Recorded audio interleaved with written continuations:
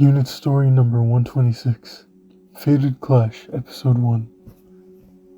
D3 was the world's third highest peak, a mountain of peerless harshness that even migratory birds avoided. Sunny days were rare, especially near on the summit, with most days being cloudy or snowy. This dim lighting continued even through to midday as the winds blew up and down in every direction, stealing away the warmth that served as the source of life. Within these extremes of the world, there were wings that challenged the storm of snow and ice that made it so one could not even see before themselves. I'll show you that I can definitely overcome this. It was an angel. He was still young, even though his race could be said to be immortal in comparison to humans. "I have to get through!" cried out the boy again, as he endured the pressure of the fierce wind that felt like a thick wall of ice. Though the angel was protected by a barrier that encircled his body, he could not even hear his own voice before this overwhelming threat of nature. His wings were covered in snow and were almost frozen. His body wobbled, and his hazy eyes were about to close. "I have to go!" The D3 summit stopped winding up the merciless gust and slammed it against the young angel. Where? The white world was enveloped in soft darkness, and so the wings of aspiration fell, in the middle of the heavy winter storm that swirled around the magnificent peaks of the Dragonia mountain range. "Thanks for the meal." The flame dragon boy held his hands together with a broad smile as he faced the chicken that hung over the bonfire. He was having a whole roast Dragonian ptarmigan for dinner tonight. Once the bird had been prepared, it was hung on a tree branch and roasted slowly until it was golden brown. Its guts were removed and the belly stuffed with herbs. If a bear had been nearby, it would have rushed at him without batting an eye due to how tantalizing the scent was. It was time to feast. The boy, this flame dragon, was bipedal, so his figure and the dexterity of his hands were not that different from a human, licked his lips as he reached for the roast. It was at that moment, pew! It was a faint sound, yet the flame dragon, who had eagerly been awaiting his meal, quickly regained his serious composure and stood up with weapon in hand. A thick, sharp, one-handed sword. Keeping an eye on his surroundings, he maintained a stance without openings, or so it seemed. The following moment, together with an incredible sound and a sharp pain ran through his head, the flame dragon boy collapsed to the ground. Opening his eyes, the flame dragon arose in a single movement. Though he was young, he was still a dragon. It would seem that he was unconscious only for a short while. Looking up to the sky, he saw that it was twilight with only a faint trance of the sunset remaining. The night came early on the mountain. There was throbbing pain present on the top of his head. Did someone hit him? Putting his hand to it, there seemed to be no bleeding. In truth, he was aware of that from the moment he opened his eyes. The ground below him was covered in pure white snow. Ow, ow, ow. So I got caught off guard by a surprise attack. Hey! As the flame dragon turned around, his eyes widened. A frozen-over boy lay limp there, lit by the light of the bonfire. This was how the angel and the flame dragon met, here upon the storm cloud-crowned mountaintop of the D3 peak. "It hurts. Aren't you a doctor? You treat your patients way too roughly, Soel." Sorry, Ardart. Treating a blow to the head for a bipedal dragon." The angel boy called Soel seemed to be searching for treatment while flipping through a thick book he had taken out from somewhere. A doctor opening up a medical encyclopedia in front of a patient was not a very comforting sight. "Duh! This is how you cool and heal a bruise. Shouldn't you know this?" The flame dragon boy, Ardart, sat down, balled up snow at his feet, and pressed it against where he had been hit on the head. And of all places, it had to be on the soft part between his horns where the hair sprung up from. That angel asshole. It's just that, there might be medicine or holy spells that work well with dragons. Head injuries are scary. Besides, I'm the one who fell on you and injured you, so best to be careful," said Soel, with a smile as he held up a finger. He was a silver-haired boy who was very attentive and appeared to be a nice person. Without his wings and halo, he would have just looked like a human boy. Ardart, on the other hand, was breathing heavily. This brat had hit him with a tope suicida from the sky. So why was he so calm? If they had not been a dragon and angel, he would have died. That said, why was his head fine? Was there some kind of gimmick behind that glowing ring? Ardart's narrowed eyes spoke louder than words. "Thanks for warming me up earlier. If I had been left like that, things would have been bad, even for an angel like me," said Soel. "Well, I already had the fire anyway, so I thought it'd be fun to warm up a frozen angel on this snowy mountain. But if you'd fallen on top of that bird of mine, your life would have been as good as over. Want some?" Ardart the flame dragon offered a wing. It went without saying that he was a good guy. Soel the angel smiled while giving thanks, but he shook his head, saying he was fine since he had his own food. "Heh, I guess it doesn't suit the tastes of an angel," Ardart said sarcastically as he popped the wing into his mouth, devouring it, bones and all. "So, you introduced yourself earlier, but what's an angel from Keter Sanctuary, much less a rich kid from the heavenly capital, doing here attacking this winter mountain? Oh, was that a holy magic treatment?" Ardart clenched his fangs and let the angel's hand touch his head. "Yeah, well, even I can heal injuries of this level." "Ah, right, your question. I want to go to the Angel Feather frontline base that's up ahead." It's all the way here in the depths of the Dragon Empire?" "The Angel Feather is a borderless rescue unit after all. Please stay still for a little longer."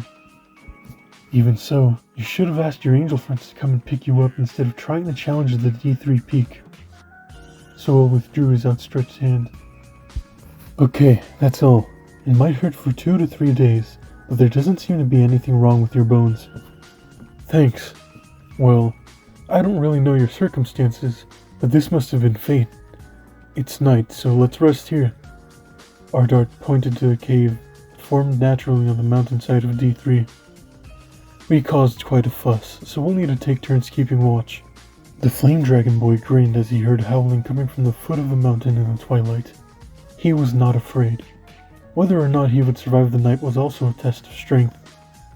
"Dear father, mother, I have great aspirations. I do not wish to remain an apprentice forever. I want to heal the sick and injured all over the world as an official Angel Feather. To do this, I must first reach the frontline base in the Dragon Empire by myself and volunteer for training. If possible, I would like to gather information on the Messenger of Salvation during my journey. After finding him, I will ask for his guidance. I will also be borrowing the heirloom staff. Please, forgive my selfishness. Soel." "You just left behind a letter and came here? So what, you ran away from home and then got into an accident?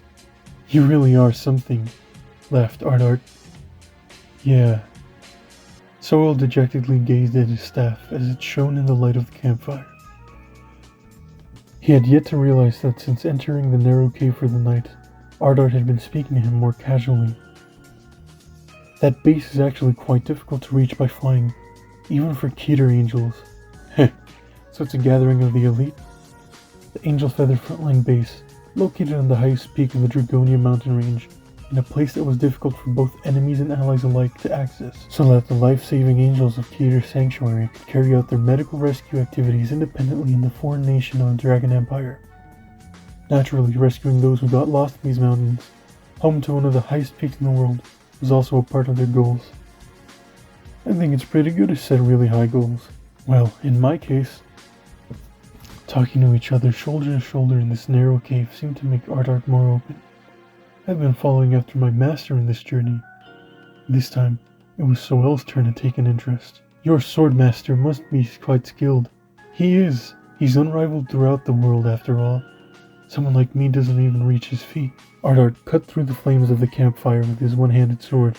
It was a casual gesture, but one could tell that Ardart himself was also quite skilled in that he could freely control his sword without any danger in such a small space. Master doesn't even let his top disciples, who are prodigies in themselves, stay close to him. He is a solitary person who trains alone and continues to hone himself, aiming to become the strongest. Soel thought the flames burning in Ardart's eyes were beautiful.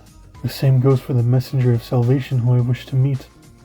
He does not rely on fame or the help of others, simply wandering this world as he heals the sick and injured. Surely, there will be a day when I can be like him. Soel's hair in halo shook as he spoke fervently. Ardart smirked, glancing sideways at Soel, thinking that he too was a passionate guy. Heh, looks like we're both following our masters on our own, like disciples and apprentices. I guess so, laughed Soel.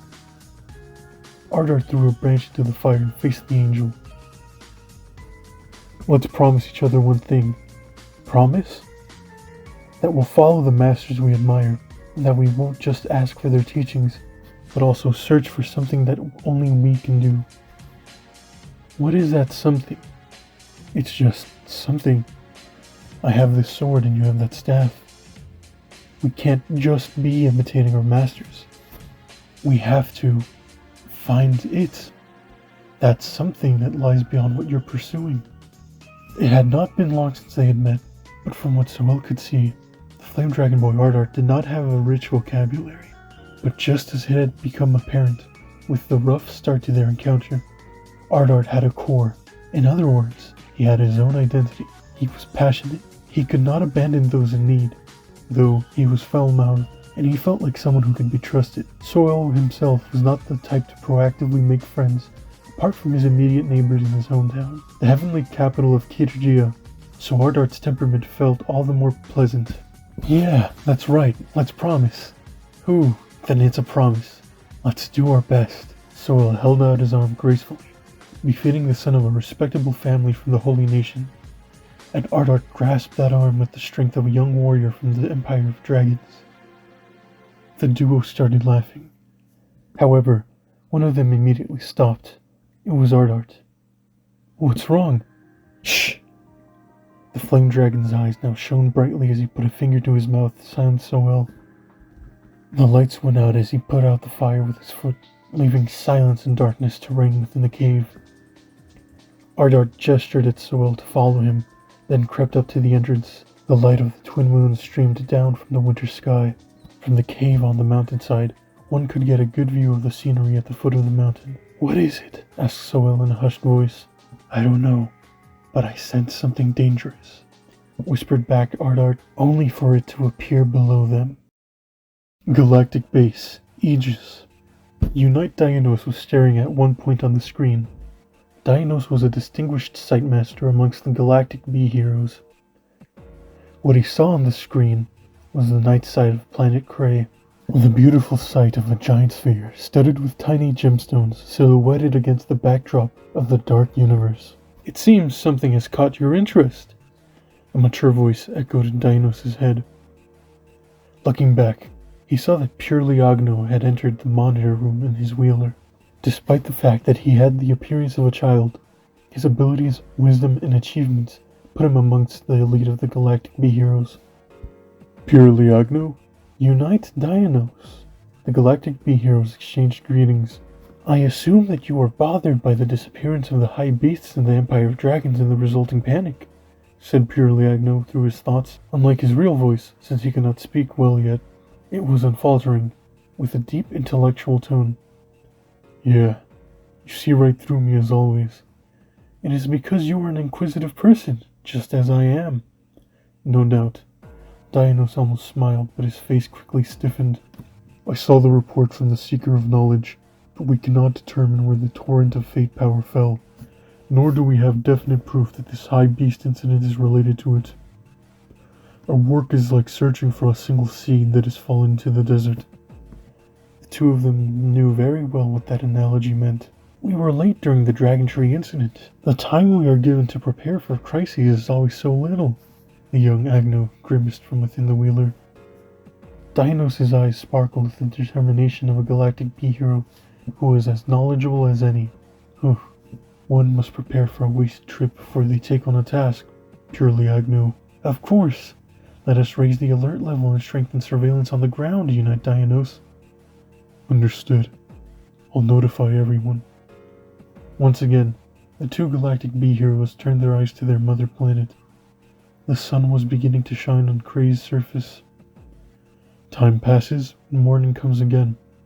But there was a presence hidden by the thick clouds, a darkness that crawled on the ground which the light could not reach, until someday the veil about it was lifted.